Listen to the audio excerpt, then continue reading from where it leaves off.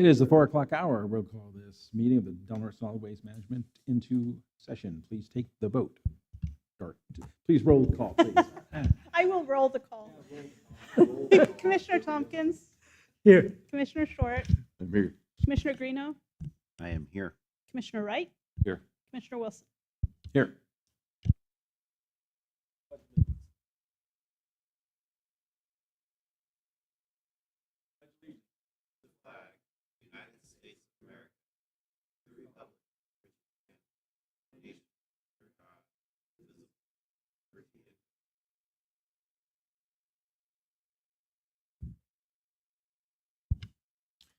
I'd like to make this opportunity to call anybody forward for public comment. Is there any public comment? Seeing and hearing no public comment. That will bring us to the consent agenda. Chair, I move that we approve the consent agenda. I'll second. Any comments or discussion on the consent agenda? Say nothing. Please take the roll. Commissioner Tompkins, Yes. Commissioner Short, Yes. Commissioner Greeno, Yes. Commissioner Wright, Yes. Chair Wilson. Yes.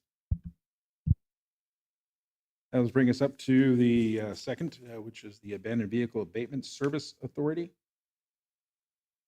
I believe officially we have to adjourn as the Del Norte Solid Waste Management Authority and reconvene as the Abandoned Vehicle Abatement Service Authority. Okay.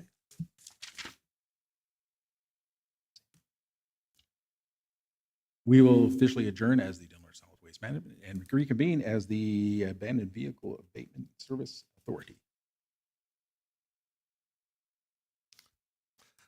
It's my pleasure to introduce Ryan Lopez, who is the new County Code Enforcement Officer and also assuming the role of the single employee of the Del Norte Abandoned Vehicle Abatement Service Authority. And this board is the same as the board as the Del Norte Solid Waste Management Authority, but we are officially a separate body in that there is a county ordinance that was adopted that establishes an additional $1 per vehicle fee as each vehicle is registered annually, and that creates a pool of money that enables the Del Norte Abandoned Vehicle Abatement Service Authority to tow those vehicles from the streets and to process them accordingly. So it's an important function, and we have the same board, and I welcome Ryan Lopez to introduce himself, and next month he'll be giving a status report on how the AVA is doing.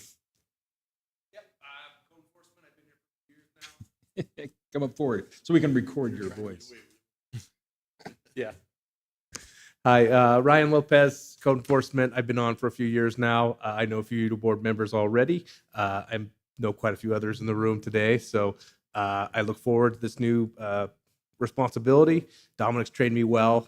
He'll be showing me how to do the staff report, and we'll have it for you guys next month. Appreciate it. Thank you for taking the helm, as they say. We will now adjourn as the Abandoned Authority and reconvene as the Del Norte Solid Waste Management Authority, and brings us to the director report, please. Thank you, Chair Wilson. This is the time when I give a summary of the items on the agenda, and particularly the items that we're not talking about, but also occurred as part of our responsibilities. You just approved the consent agenda, which included a budget transfer and a payment to Clean Earth for our annual household hazardous waste event. But I did want to point out that in her review of the invoice submitted by Clean Earth, Assistant Director Seymour found $17,000 of inappropriate charges. So I'm very pleased that that review went well, and we just paid that bill. So happy with the service, happy with the review. We continue to be working with our engineers through EBA Engineering. We're conducting the 5-year permit review of the Del Norte County Transfer Station. So we've been passing documents back and forth and consulting with them on what's changed over the years. We also had a challenge with several dogs that were regularly loose at the Del Norte County Transfer Station. So we had to call animal control, and they did remove 3 of the dogs, and we haven't had a problem with those since, but they appeared to be pupped in the scrap wood pile where the pallets are. So they were a little overly defensive of that area and had inconvenienced some customers. So we had to deal with that. Agenda item 6.1 is the annual financials from Recology. We'll talk about that as that agenda item comes up. On the regarding the recycling drop-offs, I'd really like to express appreciation for Recology Del Norte in that we did get a violation on one of our inspections of the litter that was around the recycling bins, which is an ongoing challenge, but it was a particularly bad day on the day of inspections. So now we've essentially all stepped up our game. Recology is doing more of a regular cleaning. Our staff is, as well as Hambro, and we've all got, and Del Norte Mission Possible is also going to be doing a cleanup of the larger property area. So we have a strategy to keep that area a little bit cleaner than it's been, and I have confidence that the inspectors from the Del Norte County Environmental Health Department will continue to make sure that we do that. I also like to express appreciation for Recology's moving the 2 recycling drop-off bins in the greater Smith River area to a single location across from the Community Services Building. So that's a fenced area. It's open from dawn to dusk. And when we last met, I was requesting that Recology investigate the possibility of having a cardboard container there as well. We currently have the multi-material drop-off bins, but we are hoping to get a cardboard bin, but at the time that we last discussed it, they didn't have a bin available. We attached to the director's report are fairly comprehensive notes from the first community planning meeting that we held in cooperation with the Del Norte and Adjacent Tribal Lands Food Council. And this is the first of a series of about 6 meetings. We're going to be discussing different opportunities to find ways to comply with SB 1383, which requires us to manage organic materials differently so they reduce the overall amount of greenhouse gases associated with those activities. Agenda item 7.3 is a discussion of possible support for AB 45, and I continue to serve on a variety of advisory groups, and I'd be happy to discuss that if you'd like. So at this point, I'd be happy to take questions, or I can move on to the other financial reports if there are none. So just curious, what were those inappropriate charges that we were receiving from Clean Earth, and have we paid them in the past? Were they inappropriate in the past?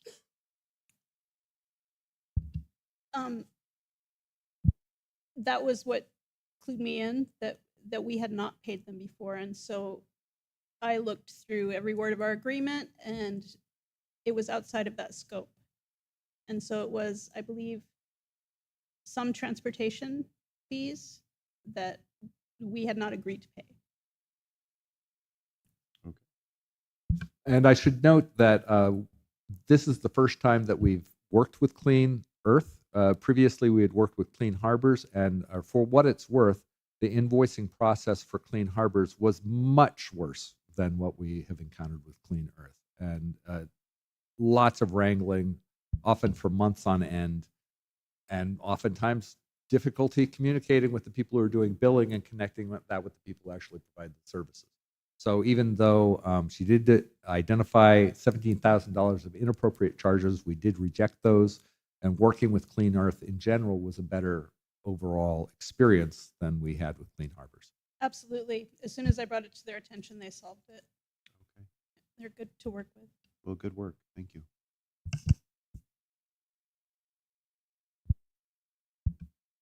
Shall I move on to the financial? Please. So there is an additional handout. Kira, did you hand that out? But the first on item 3.2 is our balance sheet.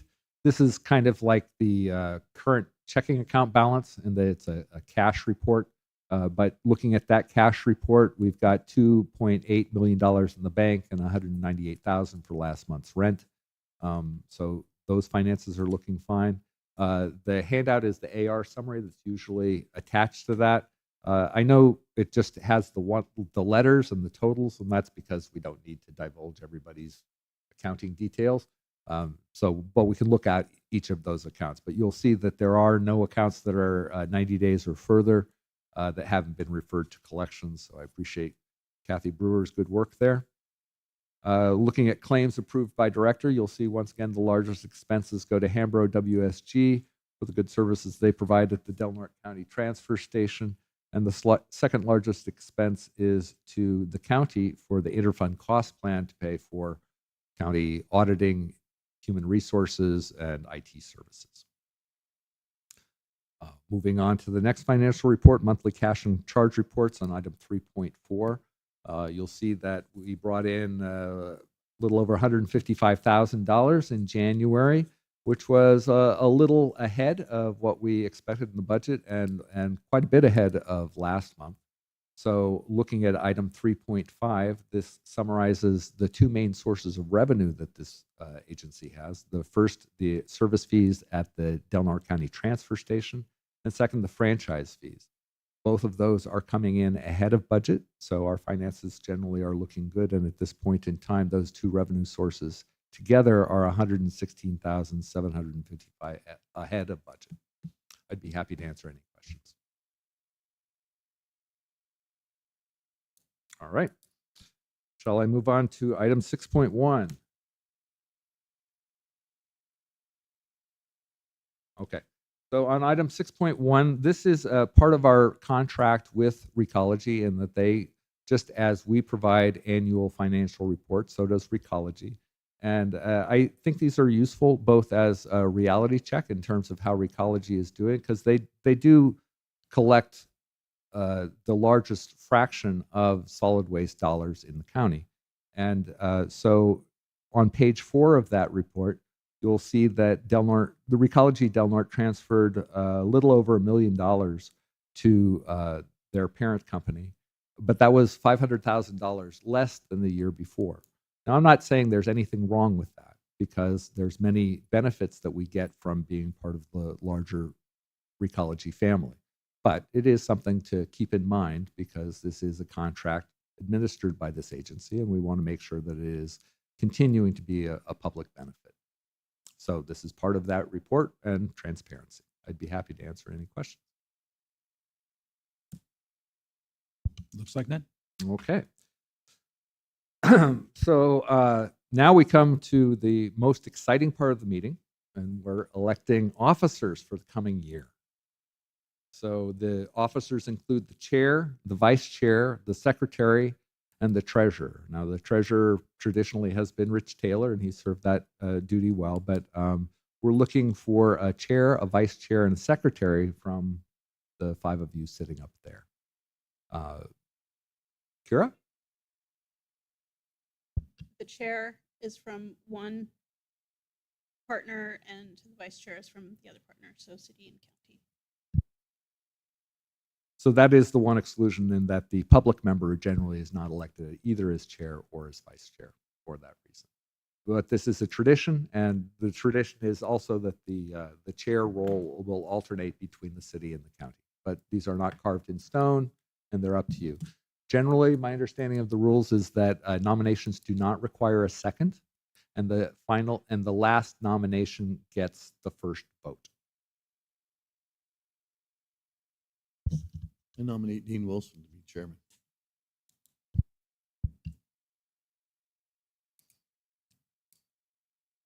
Any additional nominations?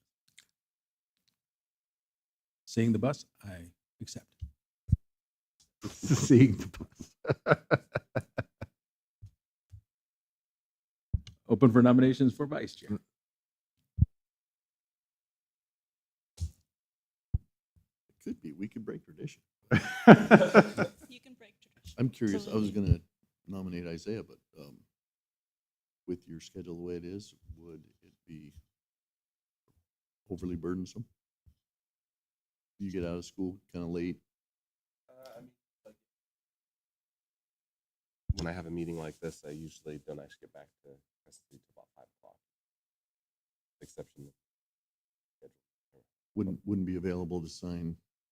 Probably Things, not so- super frequently, unless it can be done digitally. Can anything be done digitally? In the Can't do the interest of- signing digitally. Well, I'm sorry. The signing we can't do digitally. Yeah, it has to be wet signatures. So Well, with that being discovered, I'll nominate Jason Greeno as vice chair. All right, I accept.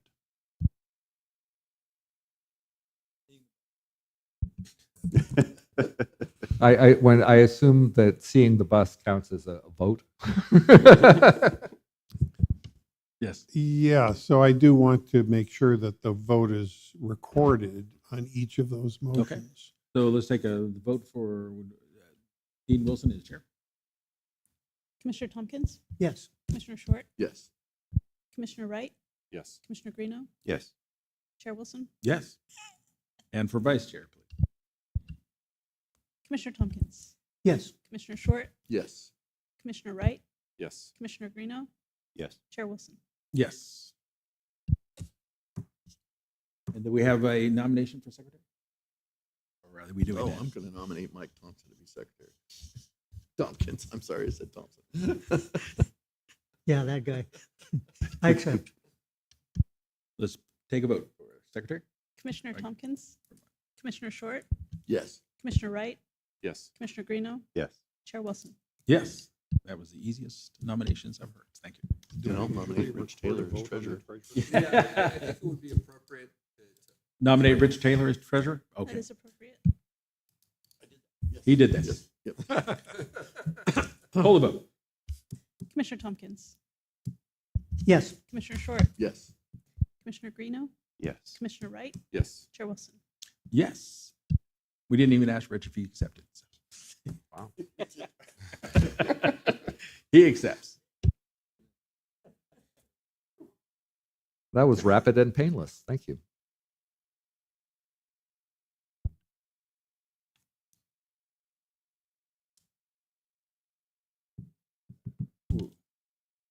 Yep.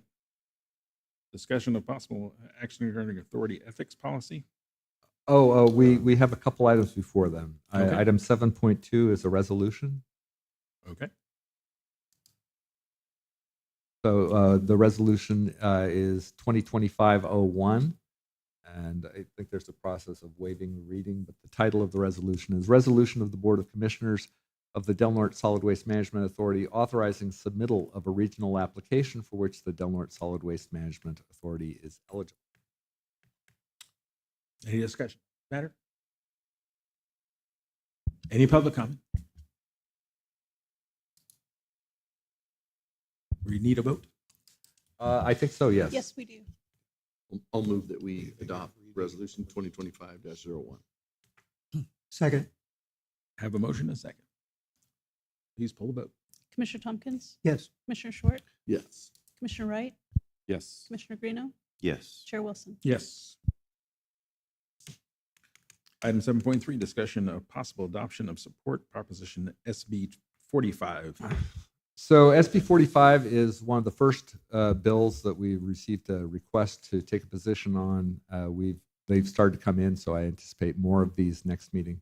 But this bill would essentially tether bottle caps, meaning that the bottle caps of a pop bottle would be attached and with a little ring, and so they would be less often separated. And plastic caps are an ingestion hazard for sea creatures. So that's the motivation for it. I don't think it impacts recycling at all, and it doesn't increase bottle cost. It's a standard practice currently in Europe. So staff recommend supporting this bill and adopting a support position. Quick question. I know that Ambro locally does not accept bottles with bottle caps on them. Would you have to remove those, or would they change their policy? I have to say that's a really good question. I believe that they would. I don't know is the short of it, and I want to, but I Because that can would say be that a as lot we've of- done various cleanups of areas because of that policy, places where people are clearly have lived for a little while and they're looking for money from bottles and cans. We won't find any bottles and cans, but we will find a small pile of bottle caps. So my hope is that the bottle caps and the bottles can stay together, and that. But that's a really excellent question, and Right. I will come If you with could, an answer to you. If you could please, before we vote either way on this particular issue is determine from Hambros the purpose and general objection why they need to have or want to have the bottle caps separated as opposed to attached to the proverbial bottle. Okay. I have been to Europe and the find the general annoyance with the attached cap, but once you get used to it, it's not bad. However, again, if there is a purpose why their recycling or efforts are hampered by attached bottles, caps, we need to find this out before we. Thank you. Fair enough. I will come back to the next meeting I with that believe the issue information. is having the bottle cap affixed to the bottle so it doesn't crush. The presence of the cap hooked to it, I don't think is an issue. If you seal the bottle so it won't crush like it's supposed to bail it, I think is the issue. And some sorting lines, I don't believe we have them here, but some sorting lines include perforators for exactly that reason.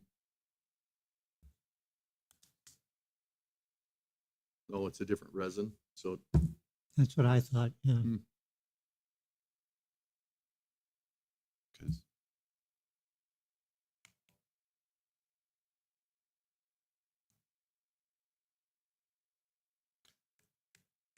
Typically, caps are number 5 plastic and the bottles are number 1.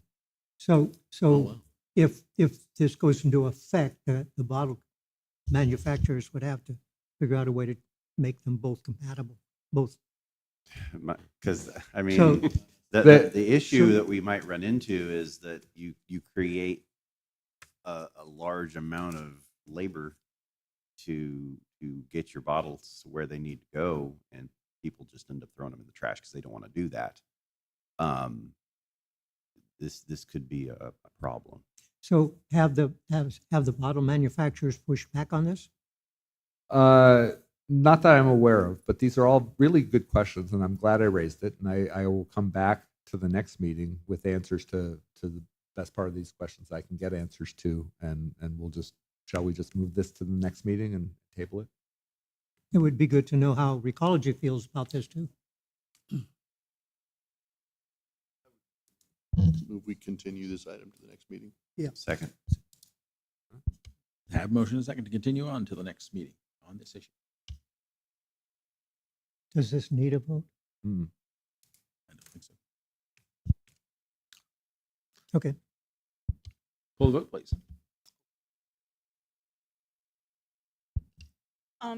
Commissioner Tompkins, Yes. Commissioner Short, Yes. Commissioner Wright, Yes. Commissioner Greeno, yes. Chair Wilson. Yes. Point of order. Was public comment opened up for this item? I don't remember you doing it. Is there any public on item? I know there's not any public generally, but But you never know. yeah. Okay. Thank you. Let me know. This brings us to item 7.3, discussion on possible action regarding the authority's ethics policy and Form 700 financial disclosures required by the California Fair Practices Act. So this is a standard thing that happens every February. We remind everyone that you do have to submit a Form 700 that's required financial disclosure, and there's information on the back page about how to do that. And then there is also an authority ethics policy that essentially we ask that you review, and there is a final signature page. And if you could sign that and hand it to us, that would be great. And that's pretty much the extent of those items. I'd be happy to discuss or answer any questions about it. Any question from the board? Any public comment? Sorry. Yeah. Quick question. That's all moved digitally for, county also, right? Yeah. That's the same thing. It would just be digitally. Like we're not. Well, the Form 700, yes, there are many ways to enter that digitally, and so long as you include the Del Norte Solid Waste Management Authority as one of the entities you're appointed to, that would be fine. Thank you. Mr. Chair, just a reminder for our city members, the Solid Waste Management Authority has countywide jurisdiction, and therefore your disclosure needs to be countywide. probably may not be of special relevance, but if you own property, for example, outside the city limits, you might not have to report that as a council member, but as a solid waste management board member, you would, or you may. So